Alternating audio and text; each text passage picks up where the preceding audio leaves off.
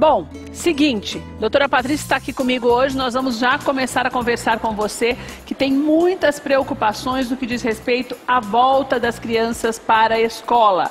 Por que nós vamos falar sobre isso? Já se passaram alguns dias desde esse retorno, ainda, infelizmente, existem algumas dúvidas, embora a maioria, a grande, imensa maioria, já esteja vacinada, mas essa coisa de você ficar 2 anos fora, faz com que as mães tenham uma preocupação maior no que diz respeito àquelas doenças corriqueiras que as crianças podem ter, resfriados e algumas outras que são mais contagiosas. Então a doutora está aqui para conversar com a gente hoje, porque existem algumas coisas que são preveníveis desde que você preste muita atenção no dia a dia, né, doutora Patrícia? Porque não adianta, a gente não vai conseguir proteger a criança o tempo inteiro de tudo, né? Porque não tem como você amarrar a criança, ela está brincando, você não sabe se todo mundo tem um problema, se todo mundo está saudável ou não, mas tem aí algumas coisinhas que a gente pode fazer para minimizar essa preocupação, né, doutora? Exatamente. Obrigada, viu, Paty? Obrigada a você, mais uma vez pelo convite. Está sempre aqui conosco, eu fico muito feliz de tê-la aqui com a gente, hoje presencial, depois de tanto tempo. Pois é, mas cheguei, isso que importa. Então é o seguinte, ó, a gente tem que ver que a criança a gente não consegue colocar numa bolha. Então a gente não consegue evitar esse contato, ainda mais com amiguinhos, né, na escola. Mas é muito importante a gente colocar ela na escola justamente para ela adquirir imunidade. Então assim, o seu filho não vai ficar doente, as crianças vão ficar doentes. A média aí é mais ou menos de 7 a 10 vezes aí no primeiro ano de escolinha. Meu Jesus amado! Essa é a média. Mas assim, são doenças leves. Então um resfriadinho, uma diarreia, o que não pode, assim, a criança todo mês está tendo que usar antibiótico, todo mês está tendo que ficar internada, pneumonia. Aí sim a gente pensa em baixa imunidade. Caso contrário, vamos dizer assim, é o normal. É o normal. A gente tem que pensar que 80% mais ou menos das doenças em crianças é vírus. Então não tem muito como a gente evitar o contato. Então a mãe às vezes pensa, putz, eu tô lá, né, meu filho tá ficando doente, onde eu tô errando? O que eu posso fazer? Infelizmente, a criança tá lá adquirindo imunidade. E como a gente ficou aí 2 anos guardando elas em casa... eu acredito que esse retorno seja um pouquinho mais pesado no que diz respeito a essas doenças, né? Exato. Ô, Paty, o que é essa síndrome mão-pé-boca? Tá. A síndrome mão-pé-boca ela é causada por vírus e a criança ela tem o seguinte, ela tem febre e paralelo à febre ela tem lesões na palma da mão, na planta do pé e na boca. Mas que tipo de lesões? Como se fosse várias manchinhas vermelhas, né? Ela pode coçar também, na boca ela pode ter afta ou em volta da boca. Então é algo bem perceptível, visível, bem né? visível. Então, a criança vai ver o resto do corpo não tem nada e nessa região ela tem umas manchinhas vermelhas. E é dolorido isso, Paty? Incomoda, coça. Mas coça, dói um pouquinho assim, mas Como não é dor. Pega isso, Paty? Pelo ar. Não é contato com outras crianças. É, o contato com outras crianças, porque assim, se tem uma criança que ela começou a ter os sintomas, mas ainda não estourou, então ela tá indo pra escola. E aí ela acaba passando vírus no brinquedinho, né? Uma criança pegando na outra, pegando a chupeta, uma madeira uma da outra, acontece isso. Os adultos a gente transmite também, mas é muito raro a gente apresentar esses sintomas. Então, às vezes, também nós podemos levar para as crianças esse vírus. Mesmo que sem perceber? Mesmo que sem perceber. Daí o tratamento é o afastamento da escola e antibióticos? Não precisa de antibiótico. Vai para casa, como é vírus, não precisa de antibiótico. Então, é deixar a criança em casa, medicar, então se ela tiver febre vai usar o antitérmico, se ela tiver muita coceira, tudo a gente pode usar o antialérgico e só, não tem necessidade de antibiótico, não precisa ficar internada, não tem nenhuma preocupação de piora. É muito difícil uma criança doente em casa, eu entendo a agonia das mães, né? Elas ficam nervosas, ai meu Deus, a febre não melhora, 4 horas voltou febre. Mas a gente tem que respeitar o tempo que a criança está combatendo essa doença. Não adianta, você vai mandar para a escola para passar também para outras crianças, né? Exatamente, não pode. Então tem que ser um atestado, tem que ser afastado aí 1 semana. Paty, nós falamos sobre a presença da doutora Paty hoje aqui e nós temos algumas perguntas gravadas. Você pode mandar o seu áudio também para a gente, sempre que nós trazemos os profissionais. Está aqui na tela o número para você, 11 9 3483 7575. Vamos ouvir a primeira pergunta que a Paty já responde, a Roberta que gravou para a gente. Oi, Roberta, boa tarde, tudo bem, querida? Tudo bem sim, Keila. Eu queria perguntar para a doutora se existe uma maneira de proteger meu filhinho de 10 meses de qualquer doença. É que eu estou com o coração apertado por ter que deixá-lo na creche. Pois é, o que nós acabamos de falar, né? É porque muito pequenininho também, você não sabe nem a reação da criança direito, né, Exatamente. Paty? É assim, o maior protetor que pode ter é o leite materno. Então, crianças que mamam no peito, que estão tomando leite materno, têm esses anticorpos, elas vão combater essas doenças com muita mais facilidade do que não. mas a gente sabe que nem todo mundo, infelizmente, consegue manter o aleitamento materno tanto tempo. Então, assim, não tem como a gente evitar, né? O que tem que ser acompanhado, acompanhar com o pediatra, tá ganhando peso, tá crescendo, não é uma criança que fica doente toda hora, ok, esperamos passar. Agora, nossa, não, meu filho tá ficando doente toda hora, a gente tem que investigar se não tá tendo uma baixa imunidade nessa criança. Precisa prestar atenção aos sinais mesmo, nesse caso, né? Exatamente. O comportamento de uma criança de 10 meses, ele muda muito quando a criança está doente, Paty?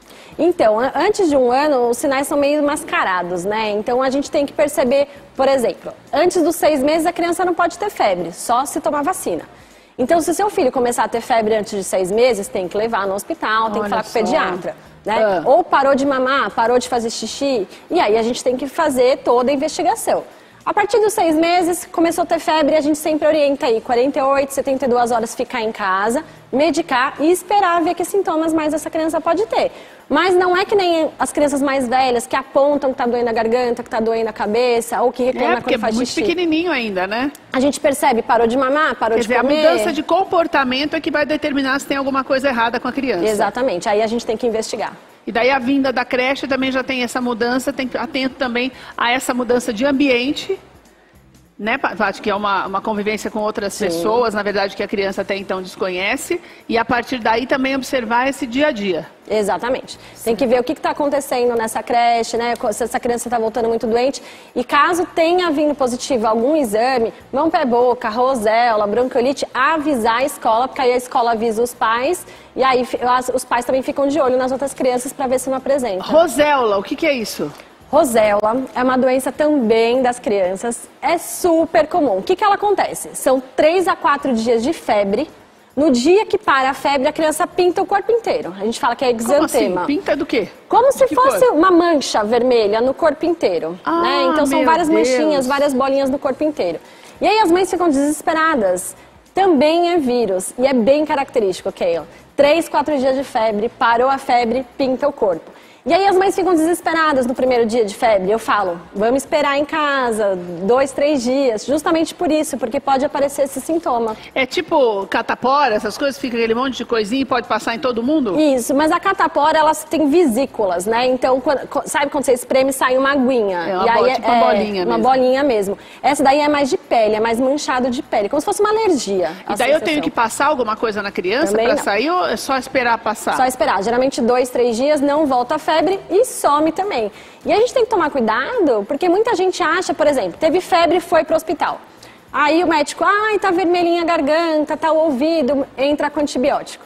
Aí entrou com antibiótico, depois de 2 dias aparece isso. Aí o pai fala, nossa, é alergia ao antibiótico. Não, é a roséola mesmo que está acontecendo. Que já está se manifestando. Já está se manifestando. Tem uma questão de alimentação, porque a Paty tinha passado para mim que diarreia também é muito comum entre as crianças. E a Adriana gravou uma pergunta também que vou passar para você. Oi, Adri, boa tarde.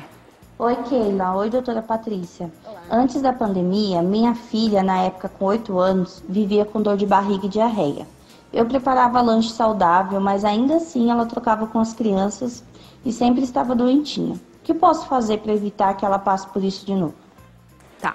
A gente tem que ver 2 lados. Se ela teve uma crise e outras crianças na escola também tiveram, em casa também teve, a gente fala que é a virose, né? Foi um vírus que causou, que geralmente vem diarreia e vômito junto.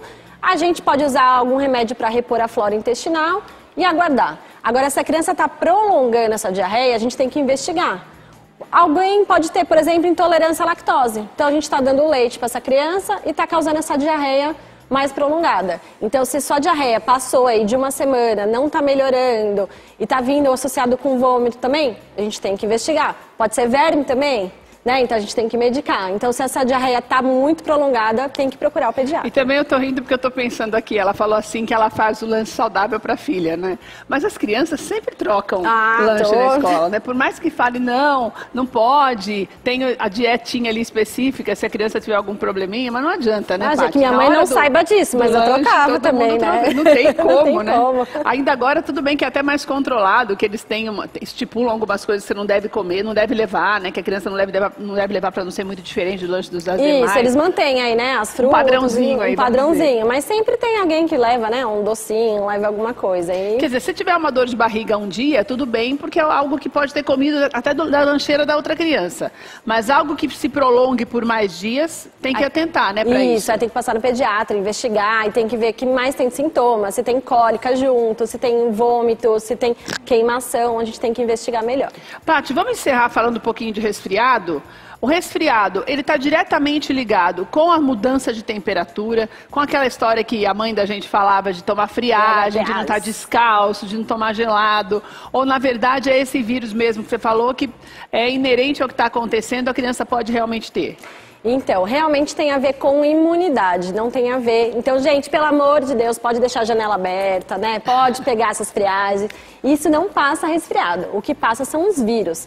O que acontece é que quando muda o tempo, os vírus eles se propagam com maior velocidade. Certo. Então, por exemplo, final do ano aí, não esquentou o tempo, então tava aquele frio, né? Então os vírus foram se multiplicando. A gente teve o surto aí de Covid, de influenza no final do ano. Então toda vez que muda a temperatura, os vírus conseguem se propagar. E aí as crianças ficam têm a tendência de pegar resfriado. Não tem a ver com gelado, pode tomar sorvete sim, pode tomar água gelada sim, pode andar descalço, deve...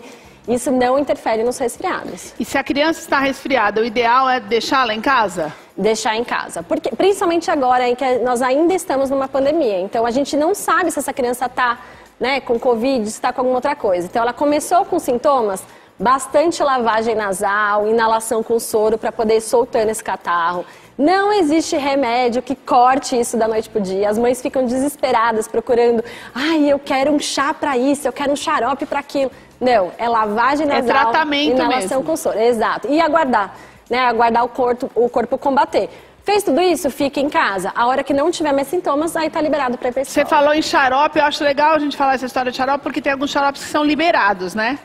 Esse xarope que é liberado, eu posso tomar... Começar a dar uma tossidinha, já posso dar para a criança? Então, a gente tem que tomar cuidado, nenhum? Porque tudo a gente acha que é xarope. Então, assim, antibiótico é xarope, corticoide é xarope. É xarope, mas específico. Exato, xarope é a formulação, é o jeito que a criança toma, é a solução.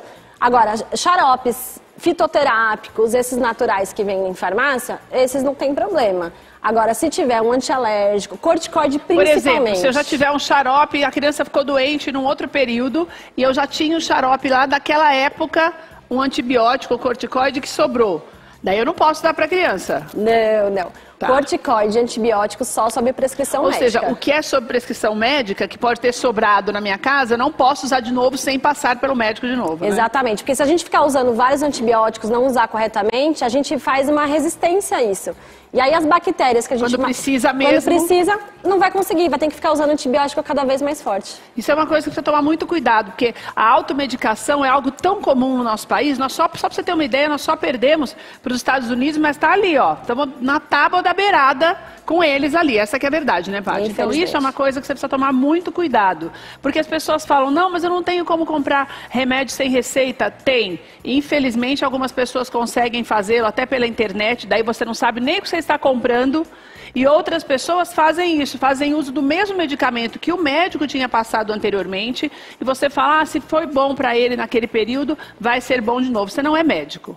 Então, todas as vezes, por isso que é preciso estar sempre, constantemente fazendo um check-up. Isso acontece com a criança também, levar a criança ao pediatra para que ela passe por uma avaliação de novo, faça os exames necessários, porque daí com esse acompanhamento vai ficar muito mais fácil o tratamento de qualquer que seja a doença. Isso é muito importante, porque tem a coisa do xarope também, que xarope ainda é gostoso, né, menina? É difícil um xarope que não é ruim. Então, a gente está mudando agora. É docinho, agora. É uma maravilha aquilo. Daí você fala, deixa eu dar logo o xarope para a criança, que ela não vai reclamar. Vai gostar do saborzinho e tá tudo certo. Exato, mas por isso que os laboratórios estão mudando, eles estão tirando corante, tirando açúcar, justamente para ter isso. Menina. Precisa, né? A gente faz o docinho, mas sem adição de açúcar, sem corante. Porque a gente acha que é aquilo lá, que se você bobear, você fala, nossa, que delícia aquilo. Não é? Para criança, a melhor coisa que tem, você fazer a criança tomar um remédio daquele. Quantas vezes a gente pega a criança, caso de criança que abriu um remédio e tomou o remédio inteiro também? Então a gente tem que tomar cuidado. Que óbvio faz mal, né? O que dá? Deve dar um revertério total na criança, né, Paty? Depende, né? Qual que é o remédio, a intoxicação, né? Então, dependendo do remédio, pode ser grave. Então, tem que tomar cuidado, deixar remédio sempre separado, não deixar onde a criança tem acesso A maioria dos remédios hoje em dia tem aquela tampa, aquele lacre para criança, justamente para não acontecer isso. Para evitar, né? Porque eles estão cada vez mais espertos. Opa! Paty, obrigada por você estar aqui com a gente mais uma vez. E olha, nós estamos falando com você, só para você ter uma ideia, a população de crianças está voltando para as aulas agora, mais de 6 milhões, tá? Então é gente pra caramba para você prestar atenção, e você que é professor também esteja muito atento, os cuidadores, o pessoal na creche também, para que você possa retratar para os pais aquilo que está, relatar, aliás, para os pais aquilo que está acontecendo, para que eles possam ser afastados da escola ou da creche e não fazer com que outras crianças também fiquem doentes. Vou deixar o contato da doutora Paty para você, que ali no contato dela você já tem mais informações também do trabalho dela. Tá aí na tela para você o Instagram, que eu sei lá onde é que eu pus a ficha, Paty. Então não acho a ficha. Posso falar então? Acho que eu derrubei. Quer que eu fale? Tá aqui na tela para você, Então. @DRA Paty Terrível, tá aí na tela para você, tá? DRAPatyterrível.com é o site dela, lá você tem mais informações também para que você possa saber um pouco mais sobre esses assuntos. Tem muitos artigos que vale a pena você acompanhar, e todos os endereços e telefones da doutora Patrícia também estão lá no site. Obrigada, viu, minha querida? Beijo, obrigada. Sei lá onde eu estou procurando aqui, acho que eu deixei lá para ir do Diego. Não tem problema.